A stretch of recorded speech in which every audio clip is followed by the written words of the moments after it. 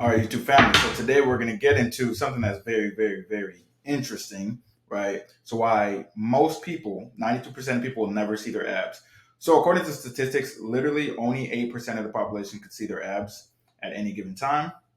But throughout the year, they said that it's closer to like 5% of people who can see their abs 24/7. So I just wanted to go through exactly why that is. Now I know I made a video about like how to lose your belly fat and all that stuff, but this is going to be like more like mindset, right? It's going to be more like mindset because this is why most people don't see their abs. It usually stems from mindset, self sabotage, things like that. So I'm going to go through that today. Hope you guys enjoyed this video. It's going to be a lot of value. So if you avoid these things, you'll definitely be able to, lose the fat and keep it off. Now, if you recognize like one of these things, like one of these topics, if it's like similar to what you're doing and something you struggle with, then that's the point, right? You can recognize it and not do it anymore. Like, for example, for me, it used to be just like eating extra snacks or, focusing on cardio and crunches, right? So one of these may be you. So, all right, let's get right into it.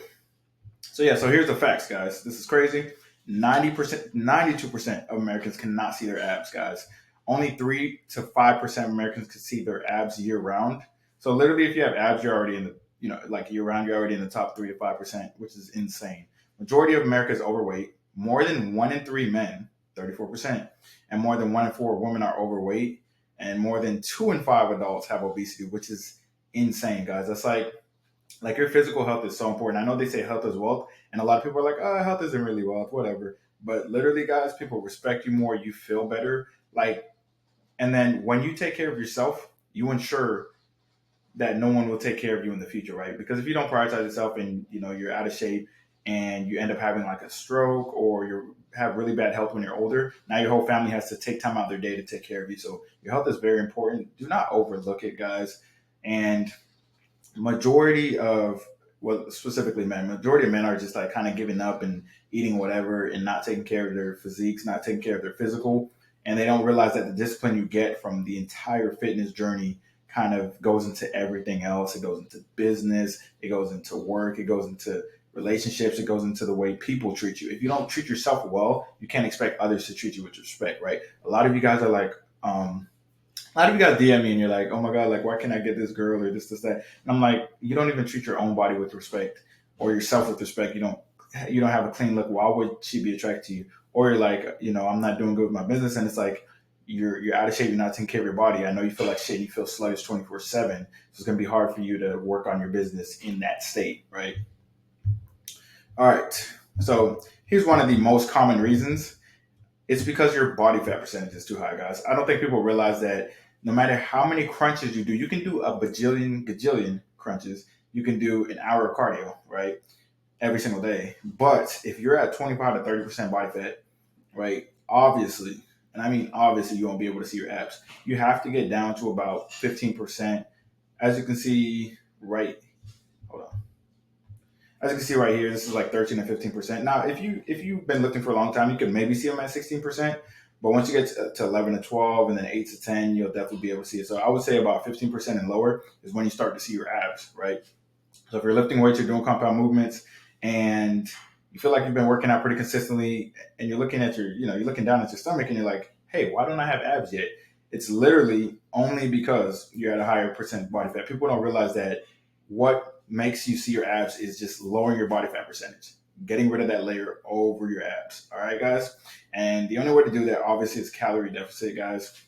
People just don't realize that. They think that, like, I've had a lot of people at the gym come up to me and they're like, hey, like, how do I get my abs? I've been doing crunches, I've been doing this, I've been doing that. I'm like, have you been in a deficit? Because obviously their body fat percentage, like, there's this one guy, his body fat percentage has to be like 25 to 30, and he's asking why he can't see his abs. Literally because your body fat percentage is too high and you have a layer of fat over it. That's why these damn 5 minute ab circuits don't work, right? You do a 5 minute ab circuit and then you look in the mirror and you think you have abs. You go on TikTok or Instagram, you download one of those 10 minute core workouts. And then when you don't see your abs immediately afterwards, you're frustrated. You're like, what's going on? I did the core workout twice. And it's like, you're still eating way too many calories to be in a deficit. And you haven't been in a deficit for long enough. And you also have to realize where you are on this chart. Okay. So if you're trying to shred for summer and you're like 16 to 19, then within like 8 weeks, you can potentially, if you're very, very consistent and you're going hard, you can be between 12 to 14% if you go really, really hard. If you're at like 16 to 19, right? Now, if you're at like 35 to 40, in 8 weeks, you are not going to jump to 11 to 12. And that's another problem people have is unrealistic expectations. If you're 35 to 40, it's going to take time to get to 25 to 30, then 20 to 24, then 16 to 19. Like it's going to take time to get down here. All right. It's not going to be overnight. And by the way, guys, the closer you get to 11 to 12, the slower the body fat loss will be, but the more significant it will look. Okay. So, like I said, body fat percentage is too high. That's a lot of people's problems. And you guys think that, like, if you do crunches and you quote unquote target the area, it'll work. And it's really just a matter of being in a deficit long enough to lose body fat everywhere, including your abdomen.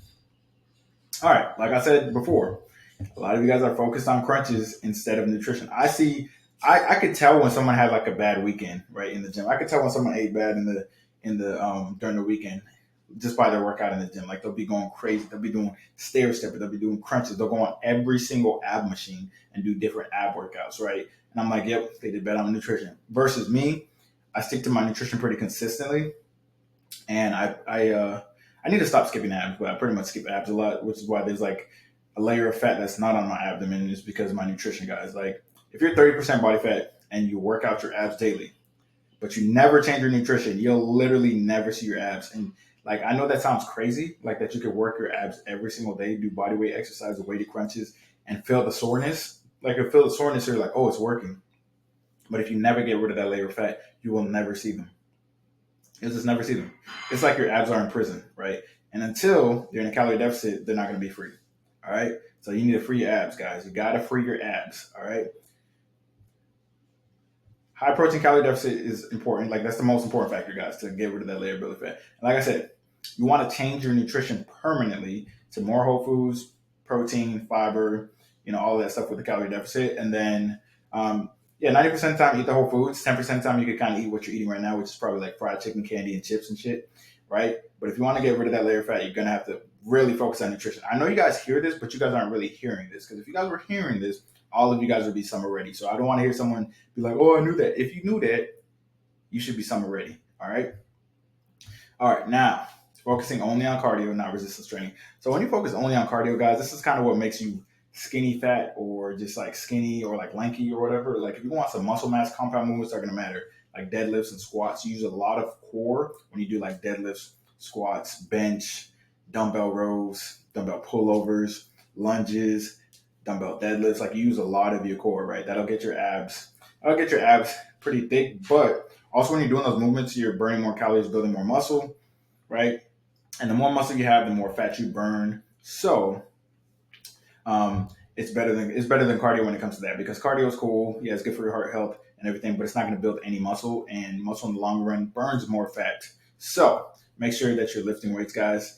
And also, when you are in a deficit and you're lifting weights, make sure to maintain your strength. A lot of people do not maintain their strength, or they do lighter reps, and that's how you lose muscle as well. You got to make sure you're still lifting heavy if you want to maintain your muscle mass. So if you're trying to get that toned look or that shredded look, that means you're still going to have to lift heavy while you're in a deficit, which I know it sounds difficult, but it's definitely possible. All right, and this is definitely one of the biggest ones, and it's making excuses. All right, now of course your shape, your body shape, and your muscle insertions, things like that are going to be genetics, but a lot of people blame belly fat on genetics, right? They blame it on genetics for not seeing their abs. And like I said, it's a matter of body fat percentage. That's something you can control, guys. And I know there's rare conditions, but most of you guys that talk about rare conditions don't even fucking have those rare conditions. You're just making excuses. You'll be like, well, I saw this condition on Google where like you can't lose fat if you have this. It's like, that's cool. That's a real condition, but you don't have it. So why are you talking about it, right? So focus on what you can control, right? A lot of you guys, literally, a lot of you guys say, yo, it's genetics, it's genetics. And it's like, listen, genetics don't force you to eat like shit. Genetics don't force you to go through the drive thru. Every time you go through the drive thru, you make a conscious decision to go through that drive thru. Every time you're eating Ben and Jerry's at 12 a.m., no one's holding a gun to your head. There's literally no one there. You open up the freezer, you get your Ben and Jerry's, and you eat the whole thing. Like, that's you, and you're door dashing. Nobody's forcing you to do any of these things. those things that you're doing is literally what's causing the belly fat. So blaming genetics is literally just laziness. All right. There's no one putting a gun to your head telling you, oh, you need to eat this, you need to eat that. No, it's literally you. It's you being lazy. All right. Or you not being accountable to yourself. I know it's hard to be accountable, but sometimes, the truth hurts. But it's what's true, guys. Like, you're saying genetics control you not being able to lose the fat, but you're like 40% body fat because you've been overeating for years and you don't even go to the gym consistently. So no, it's not genetics, it's you. All right. And then mindset is going to be important as well, guys. So when you approach losing fat in general, like trying to get abs in general, when you approach it with a short-term mindset, you're going to always try to do the quickest thing to lose the fat, right? And we all know that anything fast doesn't last. So if you're doing like keto, Atkins, or water fast, any of that quick stuff, it's like you'll lose a lot of weight on the scale, but you lose muscle as well. And since it's so aggressive, it's more aggressive than a mini cut. That's how unsustainable it is. So since it's so aggressive, you won't be able to maintain it long term, and then you'll get frustrated and quit and go right back to your old habits, right? So stop chasing instant gratification and realize, like, damn, this belly that I put on, this 40% body fat that I put on, this took 10 years. So it's definitely not going to take 10 days to get rid of it, right? It'll take time. But once you make eating lean, once you make eating more whole foods a lifestyle, it's only a matter of time before you lose your abs, right? Once you focus on it on like a lifestyle basis and you think about it like, okay, this is how I'm going to change my lifestyle. I'm going to make these changes. I'm going to change my bad habits. I'm going to continue through the weekend. Once you start thinking like that, then you'll notice that, yeah, it'll be easier for you to lose the fat, right? And once you lose it, it'll be easier to keep it off. Like, for example, like I always say, 90-10 rule, guys. Eat lean, whole foods 90% of the time, and then, yeah, eat what you want 10% of the time. Because this right here is after I ate, like, because, yeah, I was out of town, so I ate, like, absolute shit for, like, what? For, like, a week. But that was, like, the only week of the year.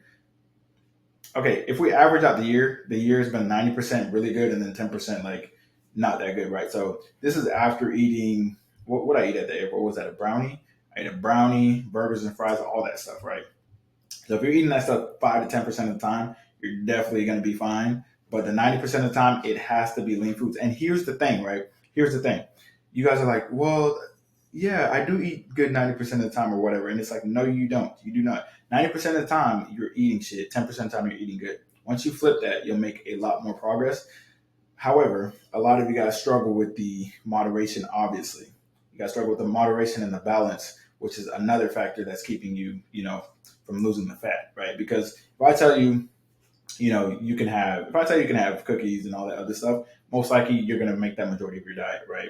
And most likely you've made that majority of diet for a long period of time. So what you want to do is, like I said, 90-10 rule. So since you've been eating like shit for so long, now you need a long period of time where you're eating, whole foods really lean to balance that out. So for example, if you've been eating like shit for like a whole year straight and you gain like 40 pounds, you might need like 6 months to a year of just eating really, really lean, right? Because I've had clients who they were eating like shit for like 10 years and they're just like sick of it. Their body was sick of it. So in order to balance that out, right, they literally ate like lean. Like they didn't have a cheat day for like literally like 9 months because they're just so sick of eating like shit, feeling like shit. And they're like, okay, I'm ready for like a refeed day / cheat day.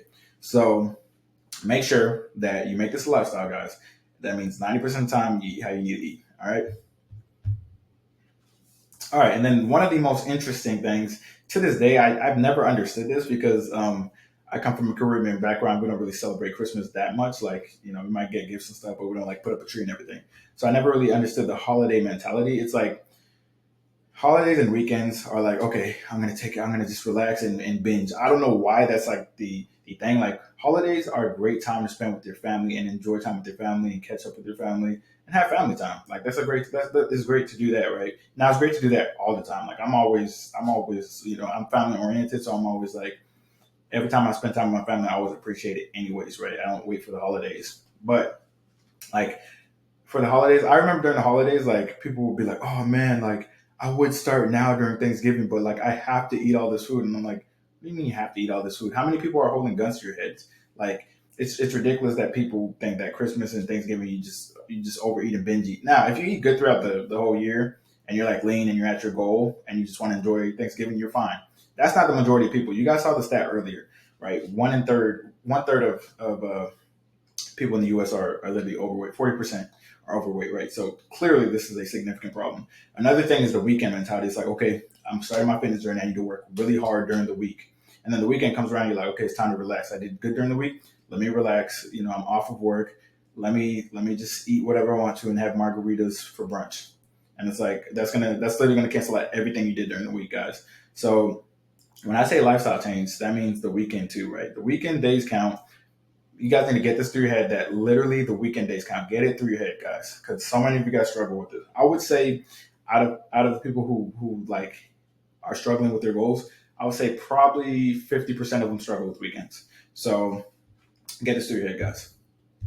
All right, so that's the main reason that I've seen that people can't see their abs. Like I said, only 8% of the population can see them, and these are the main things that I've seen. So if one of these are you, I am kind of curious. So whichever one of these are you, comment below, and then I'll probably like go in more depth on one of these topics, like either the weekend or like the crunches over nutrition or something like that. So comment below which one you struggle with most.